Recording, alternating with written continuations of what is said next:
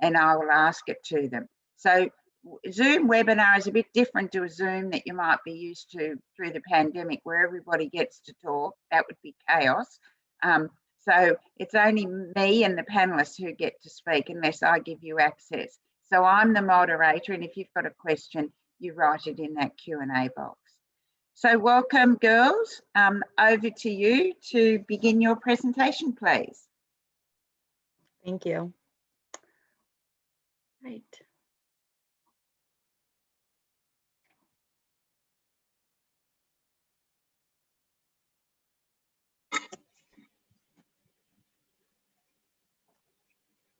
So hi, as Susan just introduced us, we're Alexis, Jackie, and Olivia, and we're a research team from Worcester Polytechnic Institute. We want to thank everyone who's in attendance today for our final IQP presentation. Despite COVID-19, we're still able to spend the last 7 weeks working virtually with the Emergency Services Foundation on how to better support the emergency service volunteers transition to retirement. And before we begin, we first want to acknowledge the original and native owners of Worcester, the Nipmuc people. We respectfully acknowledge their elders, past, present, and future. So as many of you may know, many people around the world have had experiences related to mental health. And when it comes to emergency service personnel, the numbers only become higher. According to a Beyond Blue study, it was completed in Australia in 2018, 1 in 3 emergency service personnel experience psychological distress, whereas only 1 in 8 in the general public experience psychological distress. So according to that same Beyond Blue study that I just mentioned, it told us that the percentages of suicidal thoughts and PTSD rates are higher in emergency services as well. For example, the percentage of PTSD among fire and rescue personnel is 9%, whereas the general population is only 4%. So not only do emergency service personnel experience traumatic events, but they also have really demanding schedules and physically challenging job requirements. And these factors lead to emotional stress. And when that emotional stress isn't treated, it leads to other mental health conditions like anxiety, PTSD, or post-traumatic stress disorder, depression, and substance abuse, and even suicide in some cases. Sorry to interrupt, Alexis. When you speak, you'll need to speak a little louder, please. Oh, sorry. Hopefully everybody can hear me now. Yeah, even a bit louder, please. Okay. So our sponsor is the Emergency Services Foundation, and it's a small nonprofit organization that joins different emergency services in Victoria, Australia. These agencies include police, medical, fire, management, telecommunications, and more. Due to the study that I just mentioned before, ESF started to really focus down on mental health of the emergency services. And by doing this, they can implement positive changes sector-wide, not just within different agencies, but really sector-wide, meaning all of them, to really aid the mental health and well-being of emergency service personnel. And then the person shown on the screen, as many of you may know, and who also just spoke to us, Susan McKenzie. We've been working really closely with her, and I've been fortunate enough to work with her as she guided us through our project and what really needs to get done. So in Australia, volunteering is a large part of the community. In 2019, around 30% of Australians over the age of 15 had participated in volunteering work. And to give you an idea of how impactful volunteering is in Australia, I will share with you the statistic that volunteer work is equivalent to $43 billion per year of paid work. Volunteering being common holds true for the emergency services. Volunteers make up 80% of the emergency service personnel in Australia. These organizations rely deeply on volunteers to have the amount of personnel they do right now who respond to all different types of emergencies within Australia. Those include lifesavers, medical responders, firefighters, community recovery teams, flood response teams, road accident responders, search and rescue teams, and emergency call responders. Volunteering is shown to have a positive effect on an individual's mental health. a quote we would like to share from the 3 V's report, which is a report that investigates the value of emergency service volunteers in Victoria, explains what volunteering gives to your mental health: improved social cohesion, community connectedness, and relationships between people who live and work together. So in our project, we're focusing on emergency service volunteers in Victoria, and retirement can be a difficult process for anyone, but it is important to note that these volunteers undergo a unique situation where they actually go through 2 retirements, one from their paying job and one from when they retire from volunteering. Based on a study done by Dardja Krat, a professor at Western Australia University, 72.2% of the retired firefighters that she surveyed reported that they felt that their retirement was a sudden process. And due to the unpredictable nature of emergency service work, we also needed to consider that volunteers could have to retire before they were expecting to. In this study, retired firefighters also reported that they felt their mental health had gone down during their retirement, whether that be a decrease in mood or an increase in irritability. And although the study didn't focus on volunteers in the emergency service work, the experiences our volunteers that we spoke to shared with us are very similar to the ones outlined in this study.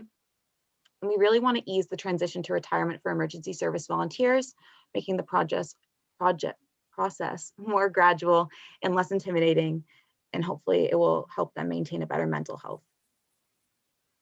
So the Emergency Services Foundation realized the need to aid volunteer transition to retirement and tasked us to first understand the retirement perspectives of emergency service volunteers. And through our conversations, we were able to create a series of recommendations for the agencies in Victoria on how they can better aid this transition to retirement for their volunteers.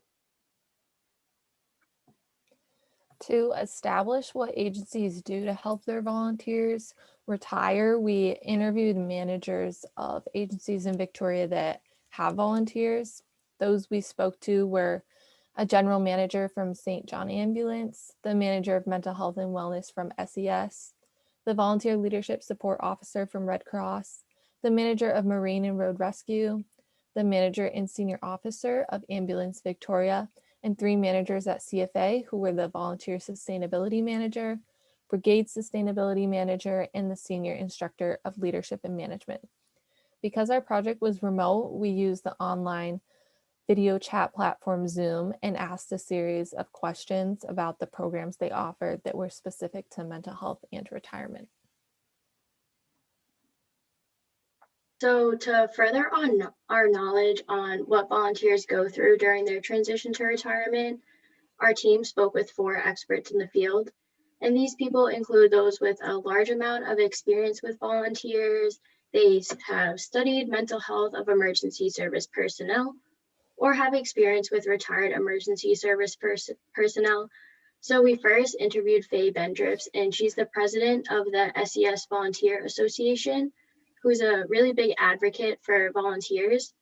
We also interviewed Paul King, a CFA regional commander, and he deals with dozens of volunteers on a day-to-day basis, and he also started an alumni group. Next, we interviewed Nancy Carbone, who's the founder of Friends of Firefighters, which is a nonprofit organization close by in New York. And her programs aid the mental health and well-being of retired firefighters along with their families as well. And then lastly, we interviewed David Lawrence, who's a professor at the University of Western Australia, who conducted a research study on the mental health and well-being of emergency service workers and volunteers. So lastly, through Zoom, we were able to hold 26 interviews with active and retired volunteers. With us, they shared the impact of volunteering on their well-being, their perspectives on retirement, and even made some suggestions to us of how they believe them or their peers could be better supported in their transition to retirement from their agencies. So through these conversations with managers, experts, and volunteers, we were able to come up with a series of findings, and we grouped those findings into 4 categories, being volunteer motivations, differing views about retirement, volunteer opportunities during the transition to retirement, and retirement programming. So First, we found a really common theme where volunteers have very similar and common motivations for volunteering and or continuing to volunteering. All of the volunteers that we talked about really giving back to the community is a huge reason why they volunteer. And then some of the others mentioned keeping busy, especially for those who no longer have a day job, and it gives them something to do, along with getting a sense of pride, having a sense of involvement, and also being around people that really support each other. So every single volunteer that we spoke to, bottom line is they really just want to help people. And I'll share with you just a few stories that really stood out to me personally. One of our Red Cross volunteers that we interviewed told us a story about how she provided psychological first aid, known as PFA, to the victims of the 2009 fires in Australia. So during that time, she provided PFA to a family whose house burned down.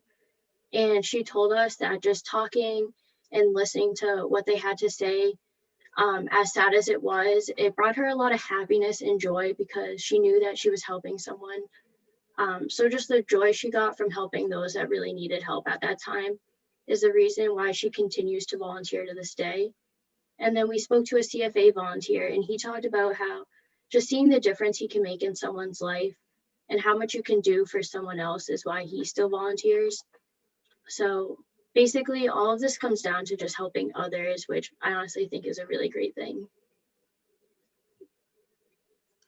So as we have mentioned, retirement can be an intimidating process. Some of the managers we interviewed suggested that volunteers can sometimes resist retirement. And through our conversations with volunteers, we learned that this is sometimes because they fear the future. Just like the reasons Alexis just mentioned, volunteers hold a lot of pride in their positions, and a lot of fear and unknown can come with what comes after you hang up your uniform and your hat for the last time.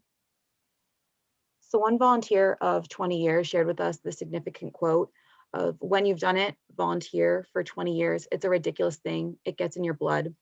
So in this conversation, they actually compared volunteering to like a sport, like being an Olympian and giving up your sport for the last time.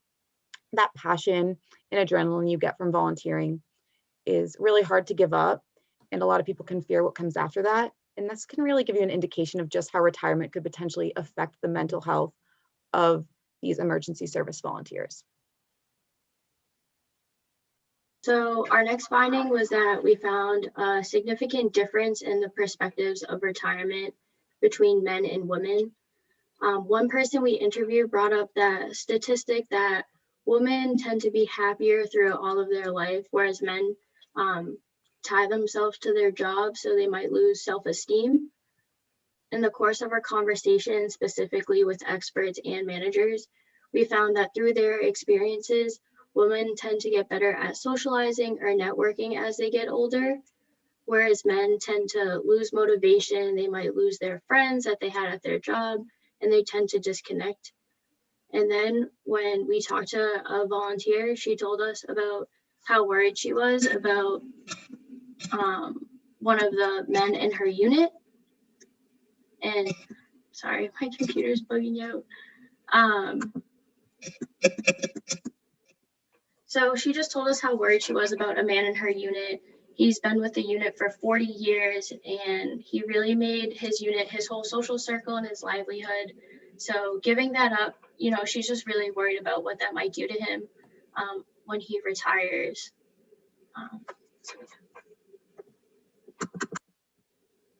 So in some cases, we actually heard some stories of older lifelong volunteers reported feeling pushed out of their agencies.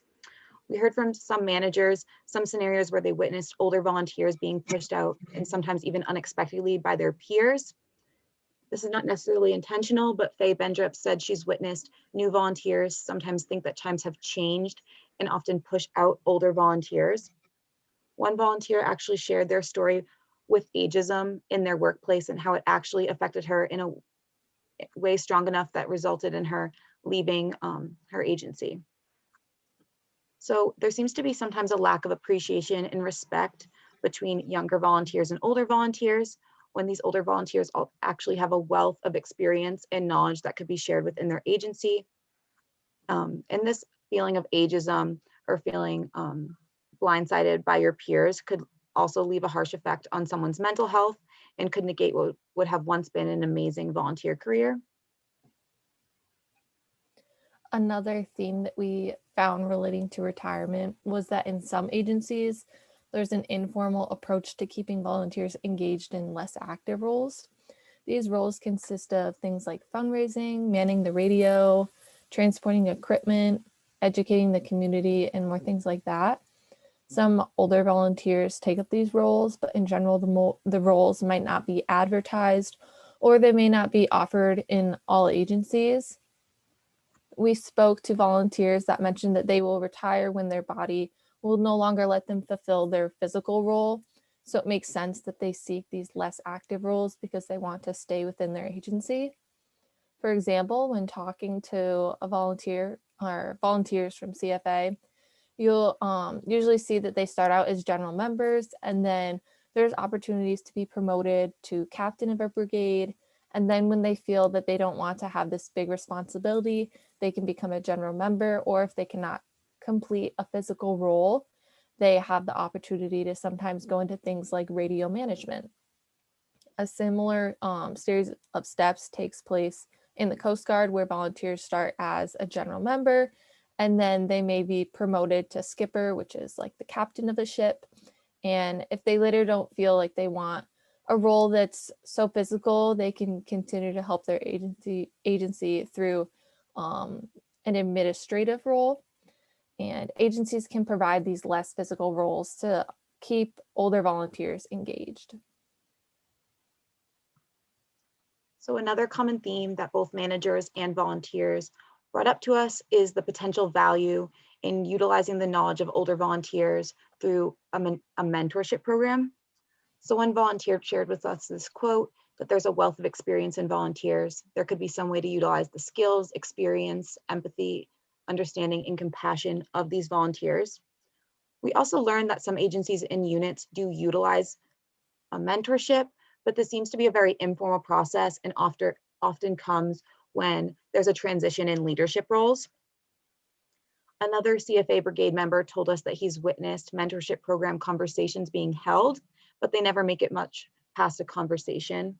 And within his own brigade, there's an informal level of mentorship where older volunteers share stories of past emergencies that they've responded to in preparation for potential future events.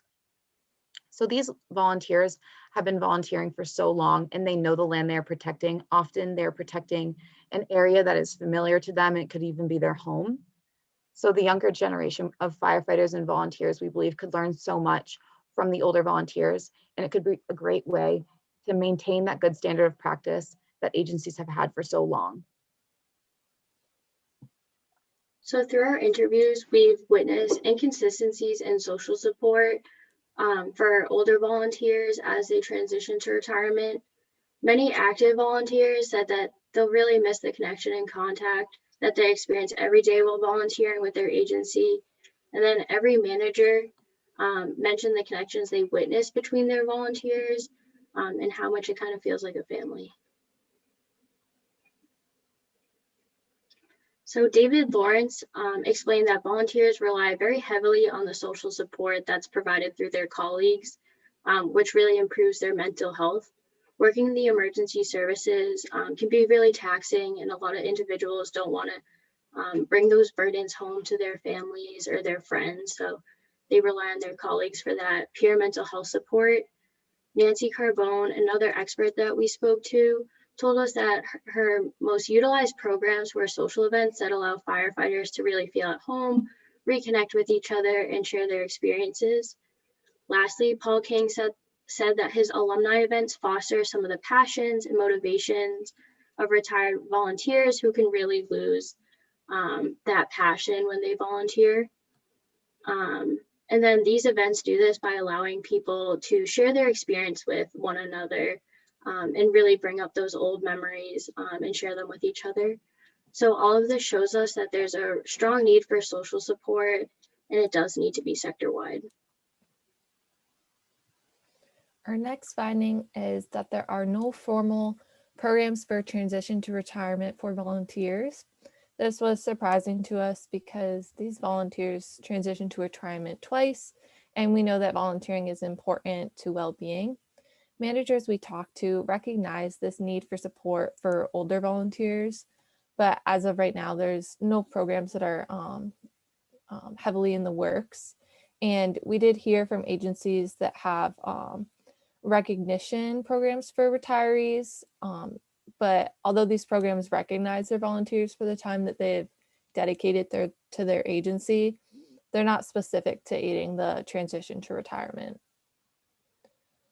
All agencies have some type of mental health support for their active volunteers to be an outlet for them if they've experienced a traumatic event through work or if they just need to talk to someone. For example, CFA has welfare programs in place and SCS has peer support as well as professional psychologists available. Only one agency offers mental health support to volunteers after they retire, which led us to finding an inconsistency within the Victorian emergency services sector for mental health programs available to volunteers after retirement. Volunteering provides a social network and a sense of pride, so after retiring, they can lose these and it can have negative effects on their mental health. So this is why mental health programs should be offered to retirees. So our findings conclude that there is a need for improvement in the emergency service, in retirement support for emergency service volunteers. And we believe it's not one agency that needs to make these improvements. It's really something that could be improved sector-wide. From our findings, we've created a series of recommendations to pass on to ESF and their agencies. And these recommendations could either be implemented pre-retirement, during the transition to retirement, or post-retirement. So first, there's just a need to prepare volunteers for retirement, as no agency currently really supports any formal transition to retirement preparation. If there was more preparatory discussion or that was more commonplace within agencies, the process would be less sudden and less intimidating for these volunteers. We believe that retirement could be facilitated within education on retirement planning, resources for further retirement assistance, and tips on how to maintain an active mind and body after retirement. And also with volunteers, we do understand it can be hard to predict when these volunteers will take a step back. And we've also learned in some situations, volunteers never completely retire from their positions within the emergency services. But we do think education and conversation would be a good start in aiding those who do plan to retire and who could potentially struggle with it. Our second recommendation could happen during the transition to retirement. Like what Jackie was saying earlier, some agencies do utilize less physical roles for their volunteers, but this is not something that's available in sector-wide in every agency. So we propose that agencies try to keep volunteers engaged through less physical roles. Some examples of these roles could be in transportation, training, supplies and equipment, logistics, communication and radio, and education. And these roles are also really important because they could help shift these volunteers into a transition to a full retirement, because they can slowly start stepping away from their agency. And in some cases, these less physical roles could be utilized and volunteers could spend the rest of their lives working within the agency. We also understand that some agencies, less physical roles are may not be as necessary or are limited. The opportunities for these roles are limited, but in these cases, we consider agencies consider our next recommendation. So agencies can utilize the knowledge of older volunteers to train and support new volunteers. Mentorship programs could be implemented in all agencies, and we believe these types of programs would benefit older volunteers' well-being, their transition to retirement, and the agency as a whole. Mentoring younger, newer volunteers can be considered a less physical role, like Olivia mentions. And if they no longer have the physical well-being to respond to emergencies, they can take on the role of mentoring to continue assisting their agency. They will feel honored that their agency sees them as valuable, which will lessen the negative effects on their mental health of having to step away from something that means so much to them. The experience that older volunteers that have been with the agency for an extended period of time have is valuable to incoming volunteers. There can be a transfer of knowledge that takes place within mentor-mentee pairings, and this can mitigate the amount of mistakes a newer volunteer might make to have to learn from them.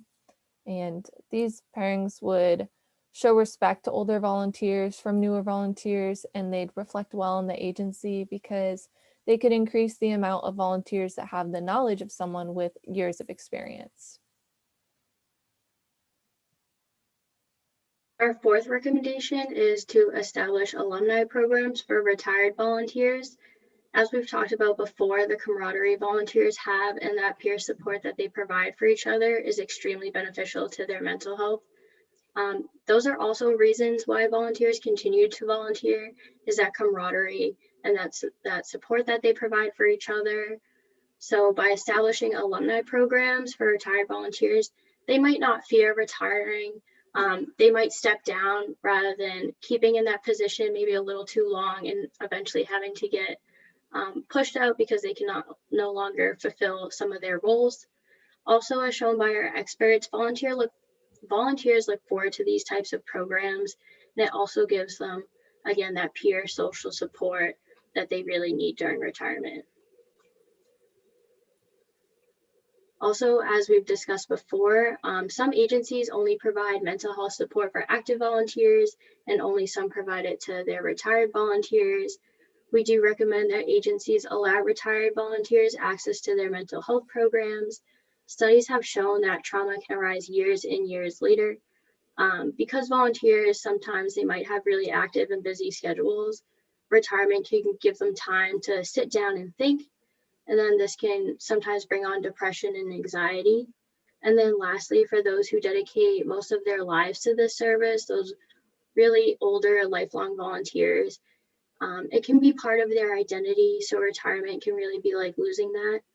So having access to these mental health programs can allow retirees to get the help they need, either when they feel lost or in need of someone, and it might allow them to have a much happier and healthy retirement.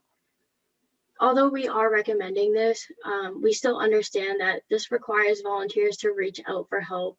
And as we've seen in some cases, people might have a hard time reaching out for help as they might not want to, but we still think that allowing them access to mental health support can still help in some cases, which might be beneficial. So over the past 2 months, we were able to interview 39 people from Victoria, Australia to collect data for our project. And having to produce a project remotely was a new challenge, but we're grateful that we're able to still have these conversations about retirement and get to know many emergency service volunteers. We had a unique project that allowed us to still have lots of interaction with people in Australia, although we were not in person. And we had some eye-opening conversations about the reality of the work that volunteers do, and got a glimpse into their lives as they shared their stories and introduced us to their families and pets. Another really significant part of our project for us is that in our conversations with both managers and volunteers, we were actually thanked for conducting this research and holding these conversations. As we've mentioned, volunteer transition to retirement is not something that's really worked on or much of a conversation in any of these agencies. So the fact that managers were welcoming these conversations and volunteers were so willing to share their stories with us and were just thanking us for holding these conversations. We really hope that this work continues and some of our recommendations are considered by the agencies or they look more into their volunteers' transition to retirement.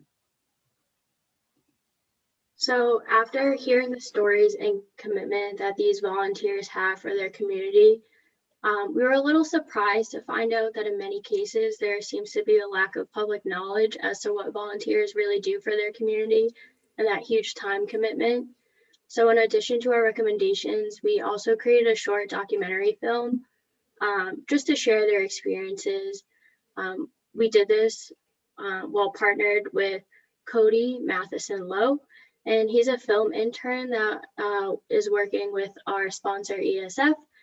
He really did a lot of the editing and clipping, all that, because me and my team, we really don't know how to do all that filming and video editing, but hopefully this documentary will help the public understand just what volunteers do for their community and their time commitment, and just give them a little more of an understanding. We'll show you a short clip in the documentary. It's the film in its entirety will eventually be posted on ESF's website. And this clip will also show you how the last 7 weeks have really looked for us, as we've basically just interviewed tons and tons of people over Zoom.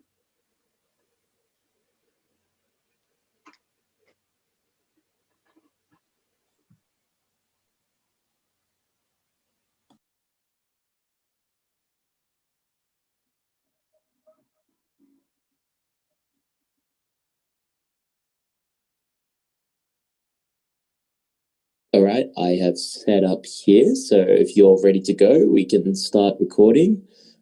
Press record on your end. I'll press record on my end, and then, yeah, we should be ready to go. There we go, easy as. Cool.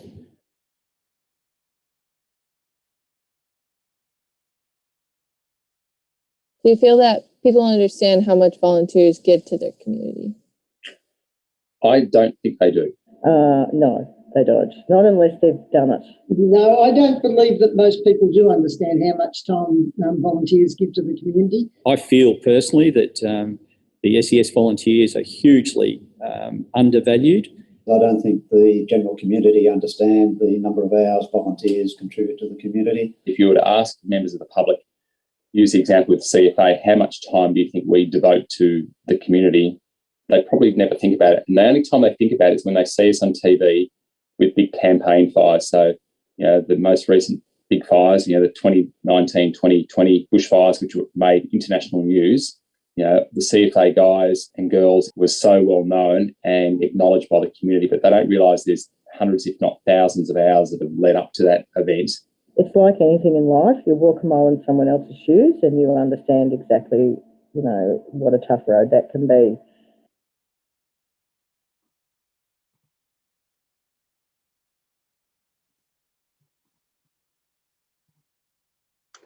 So we just want to thank our advisors, Professor McCauley and Professor Bosher-Yip, for all of their help throughout the entire term.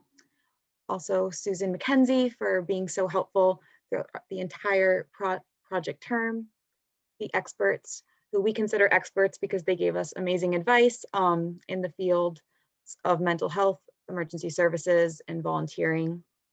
The agency managers who were so receptive to our conversations and were so willing to give us contacts of their amazing volunteers. And then all the emergency service volunteers of Victoria, but specifically the 26 volunteers who participated in our project and who were so kind to share their stories with us. And also Cody for helping us produce that documentary clip and the rest of the documentary as well. Thank you very much. So that was great, girls. And there's some comments coming in here. There's in the chat. Well done from Ambulance Victoria. Thank you. They really like being part of the research. There is a question here from Sarah Hewitt. And Sarah's saying, thanks for a wonderful presentation on an important topic. Well done. A question, in your research, did you find any examples of best practice for supporting volunteers transition to retirement? Why don't you tell them a little bit? Actually, I'm going to try and see if Paul King's on the line and see if, yes, he is. So I hope he's listening. I'm allowing Paul to talk. Oh, actually, hang on. Where are we? Paul, hi, Paul. Do you want to tell people a little bit about your alumni program? Thanks, Susan. We in District 24, so we're in the northeast of the state, and in parts of the district, we're an ageing population, and CFA is generally a reflection of the local community. So we had a lot of our members who are enormously experienced, who were coming to the tail end of their active firefighting, the physical aspect that the research panel has spoken about. So we had a conversation between one of our senior executives, who we took to a brigade meeting quite remote part of the state, and in fact he started that conversation with local people, and one of the interviewees, Terry Forrest, about what Terry can do to support CFA as he gets out of the more physical firefighting activity. So it was a project of CFA, and it staggered along a bit. So we locally took it on to form an alumni, and it's people who are 30 years. So even though I'm quite young, as you probably see in the photos, I'm part of the alumni because I've been a member of CFA for 41 years. We weren't sure what it would translate into. So we had a number of functions, an executive committee of volunteers and staff members, and it's turned into quite a social forum where we have a dinner about once every 3 months. We have guest speakers, including CFA people and experts in general, interesting people from the community who come in and give talks about just things to do with volunteering and emergency services. So it's probably morphed itself into a social area, a social sort of function. Members who come along also bring their partners, both men and women.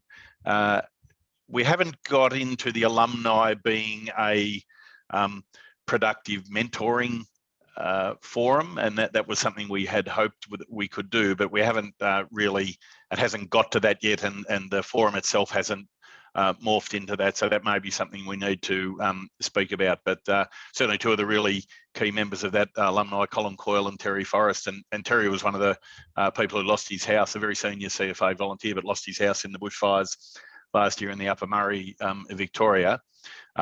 They're really keen to be part of that mentoring as a senior member, and we actually call it the CFA Masters with a badge and just recognising that they are significant people in the history and the future of CFA. So that, Sarah, in answer to your call, I think was probably the best example of leading practice that we saw in the program. Patrick, I'm going to allow you to talk now. Would you like to ask your question? This is Patrick Kidd, who is a former chair of ESF, and he is now on the board. I think I've allowed Patrick to talk. You've allowed me to speak, which is amazing. Which is an absolute privilege. So thank you. Hey, I thought that was great. I really enjoyed that, and it certainly opened up my thinking about volunteers as a particular community. I'm actually an ex-military personnel, so I sort of understand bits of it, but not all of it. So I thought it was really interesting, and I've got probably like 3 questions, almost, maybe 3 comments. The first one is a practical question. I'm really interested to understand, what are the rules around volunteering and retirement across the different organisations? Did you see a difference there? Are people effectively asked to retire due to capability, to health or age? Other differences? So that's like question number 1, that question. The second one I'd ask about is data. What data is being collected on our volunteers, both whilst they're in service as a volunteer and afterwards? Is there any data? Because obviously I think in this world, having a really clear sense as to who does what, where, when and why, and where are they at in terms of their mental health and the other things associated with that, I think is a really important thing to be able to quantify. Otherwise it's always going to be difficult. And then, so that's like a comment. And I suppose my third comment is, it's really interesting when you think about the changing nature of work, the changing nature of skills in the workplace, which will inevitably spread to volunteering as well, and what impact that potentially has in terms of either shortening the life of a volunteer or in fact potentially extending the life of the volunteer. So again, I'm not sure, you wouldn't have thought about that necessarily, but I think there's some interesting thoughts around that potentially as we go forwards. But I thought it was a great presentation. It's such a shame you didn't get to Australia, but next time. But thank you for your work. So Olivia, would you like to make any comment? But I will also allow David Lawrence from University of Western Australia to talk, because David is the one who's obviously done the research. So would you like to make, any of you girls like to make a comment first before David speaks? For the first question, I think we definitely realized some differences within agencies. Like Jackie mentioned, within CFA, a lot of people told us that they never really picture themselves completely retiring. They always somehow want to maintain an active role in their brigade, but by active, like being a member of their brigade, but in a less physical role, no longer responding to the emergencies. But then in some other organizations, we found that there's not those opportunities to not be the one physically responding to emergencies. So in those cases, they do have to step down from volunteering. And that's what we were kind of considering retiring in the sense. But for the second question about the volunteer data, I was going to say, I remember in our conversation with David Lawrence, which we had a few weeks ago or over a month ago now, he did mention that he's conducting some new research too on mental health and I believe emergency services, if he wants to take over. David, would you like to make a comment? Hey, Susan, thanks very much. And thanks, Olivia, Jackie, Alexis, for the great presentation and the great project that you've done. I think you've got some really thoughtful recommendations there. We are doing another study at the moment, which we're calling After the Fires, where we're looking at the impact of the 2019-20 bushfires on volunteer and paid emergency services well-being, and hopefully we'll have some results of that later in the year. I did have one question about the recommendations that you put forward. I don't know if you had a chance to discuss any of them with any of the agency representatives, and if you got a sense of whether the agencies feel that these are feasible things to implement, and if anyone has foreseen any potential barriers that we might need to consider or think about to implementing more effective support for retirees and people transitioning to retirement. David, I'm not sure that, because people can't really speak here very much, but what about the data that Patrick talked about? Just tell people, what data have we got about volunteers? I don't think we've got very much in this space at all. Well, the data that our research group has, so we did the Answering the Call study in 2017, 2018, and we're now doing the After the Fire study. In our discussions with agencies around the country, the sense we have is that agencies have really quite limited data about volunteers and volunteer engagement. And one of the things we've been asking agencies is how many volunteers participated in responding to last summer's bushfires. And it varies between states, but not everyone has access to information on that sort of thing, which you would think would be a relatively basic thing to know, whether volunteers are actively engaged in particular incidents or not.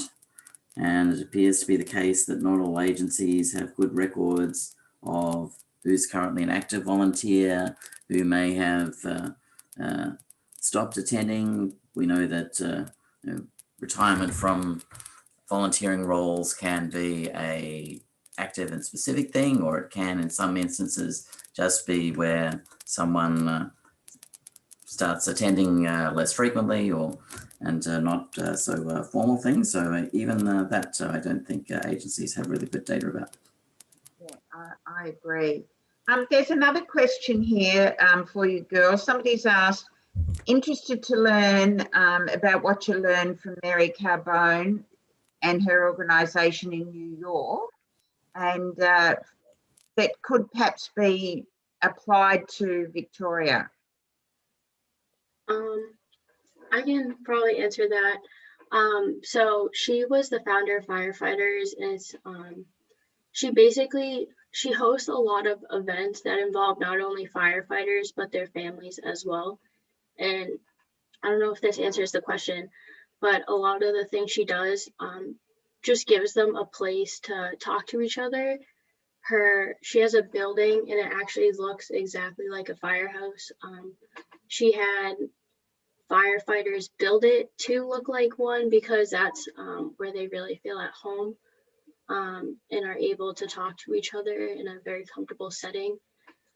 She also hosts events like yoga, things like that. I don't know if that answers the question. Well, it does. I guess the challenge for us is that she's dealing with a group of firefighters in New York, which is a fairly contained area. As I explained to you, from one side of Victoria to the other is, a very long drive. I don't know, from, Horsham to Malakut is probably about 8-hour drive. So people aren't going to come together in one spot. So we've got a challenge there of remoteness of people. But I think the ideas are very useful. Somebody else has asked the question, would you say that delaying retirement is more about maintaining social connection or remaining useful and having a purpose? What would you say is most important for people? I really think it would depend. I think it would depend on the person.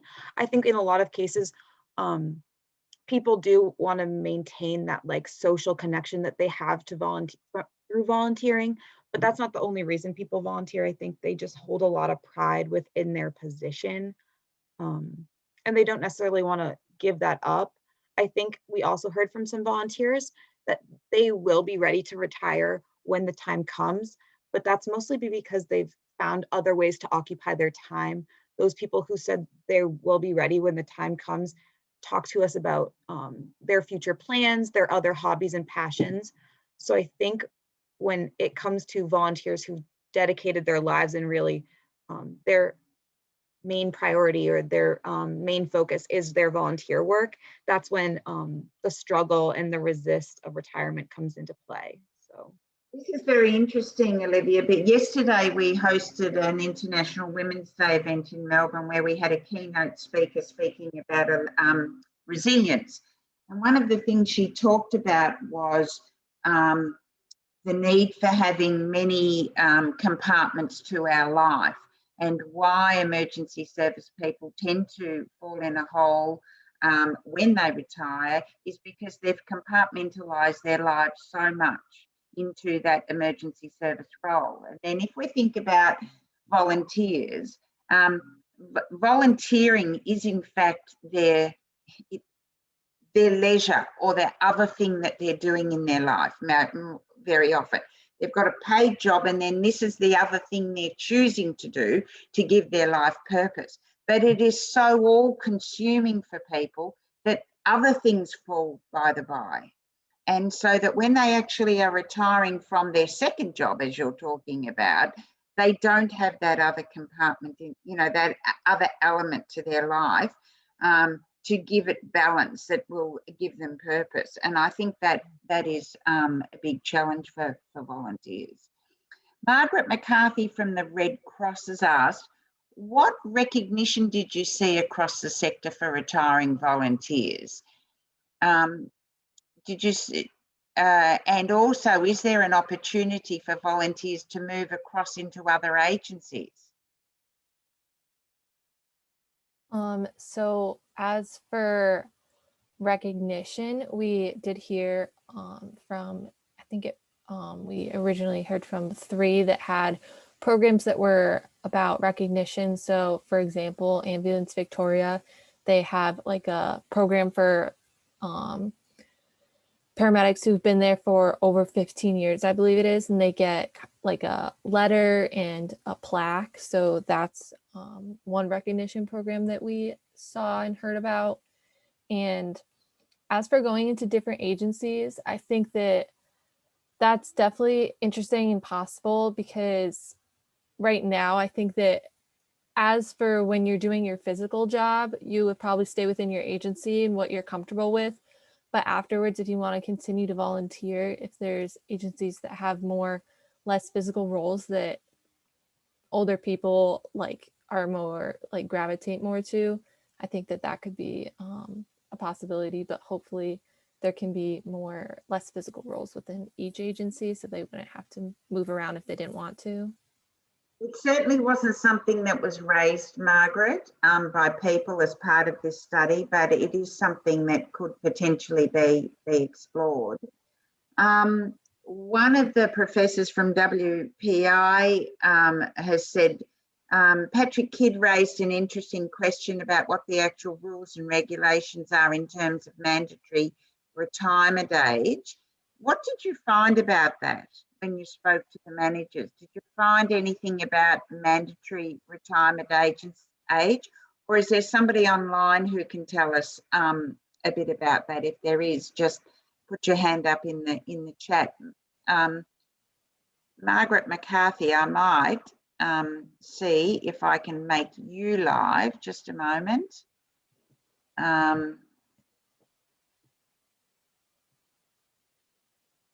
Margaret, I've allowed you to talk. What is the case in Red Cross, for example? Hello, Susan. Sorry, I've just got some in and outs with my sound. Can you just repeat that question? The question is there mandatory retirement ages for your Red Cross people? Yeah, thanks, Susan. No, there's not. And as a matter of fact, we have quite a few quite elderly people in Red Cross, and we don't have a mandatory retirement age. And I wonder even if we were to, even if that is desirable, or even if it's legal in terms of ageism. I think that someone, if they're able to do the work, they could be doing it at 107. As long as they're able to do the role that they've been asked to do, or that they've nominated to do. You do see some really remarkable older people who are still working and functioning really well. Really, the question I think is, if we are seeing it, I wonder why and what opportunities there are to actually explore what is a better option, or what is the better way of framing it for those people. So I'd love to hear if that's happening. It's certainly not happening at Red Cross. It might be that there's some bias which may make it less able for someone to continue volunteering, though, and I think that's probably a little bit more underneath a little bit more sort of hidden. So good question though, Susan. I'm going to allow Stephen Griffin to speak. Stephen is the CEO of the State Emergency Services. Stephen, what about with SES volunteers? Is there a mandatory retirement age? No, there's not, Susan. And again, it's been about managing people's welfare. Everyone's a little bit different, but certainly going back to your question, there's no compulsory retirement age. And in fact, many people are part of the unit, even though they're not be able to continue to do the physical work that a volunteer might be normally doing, but they're still part of the unit. And I think that's all part of what we're talking about today, is that they're connected with people that they've worked with. They're helping in different ways in their unit, but they may not be necessarily volunteering as they would have years previous, but they're encouraged to be connected and still come down to the unit and be part of all activities. And Emma, I've allowed you to talk. Emma from Life Saving Victoria. While she's coming online, I'll tell you a funny story. I was down in Gippsland recently, and I happened to come across a group of older men who were running a barbecue, a CFA barbecue at a community market. And I started talking to about this, and I said, what do you do with the older people? And they said, we just bury them behind the shed when they die. And really what they were trying to say is, these people are so connected to their brigade that they're there their whole lives. Emma, what about lifesavers?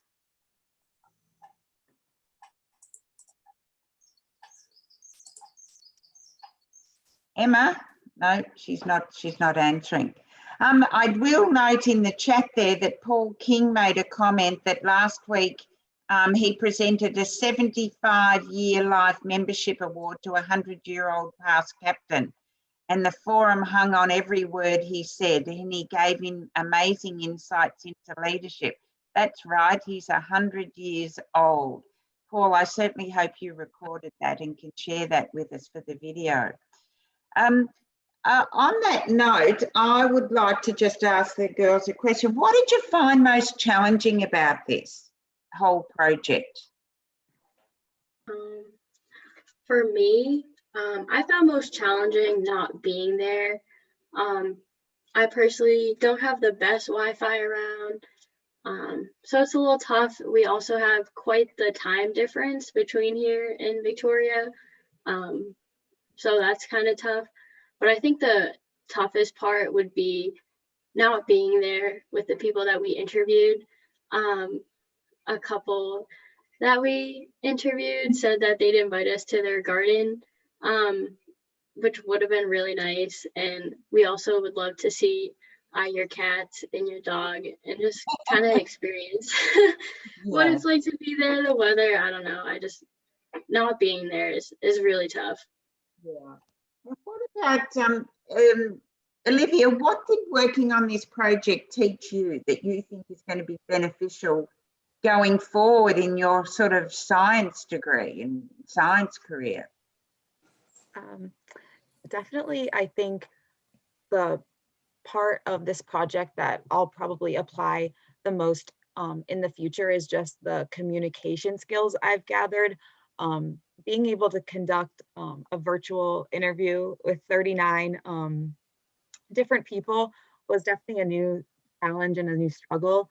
Also being on a team with 3 of us, it held us all really accountable to work like to the best of our ability every day, to go from never really conducting an interview in my life to conducting 39. I've definitely gained a lot of confidence just like in my ability to answer questions and speak up and hold like meaningful conversations with people I've never met before. So I think coming into a conversation with confidence, knowing what we wanted to get out of the conversation. So being kind of able to guide an interview in the direction you want it to go. That will definitely be helpful in the future. So. And Jackie, what was the one experience you took from the program that you're going to remember? I think that for me, a really memorable moment was one of the volunteers that we interviewed.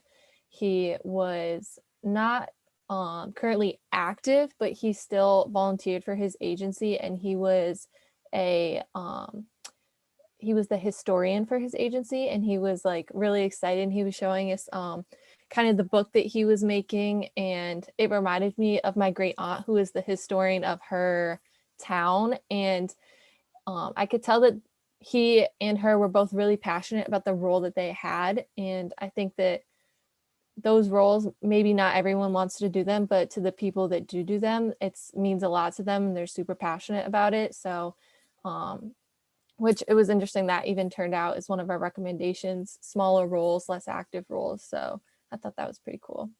That's fantastic.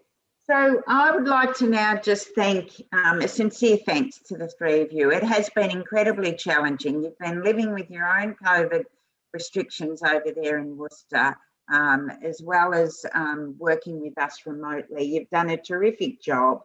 You came in cold with absolutely no understanding of emergency services, no understanding of the Victorian landscape or the Australian culture, and you were able to effectively speak to people and analyse your findings to make great recommendations for us. And you can be assured that this work will be referred to in years to come. Just yesterday, I referred to the work of a previous team at the International Women's Day, and I will take your findings to the stakeholders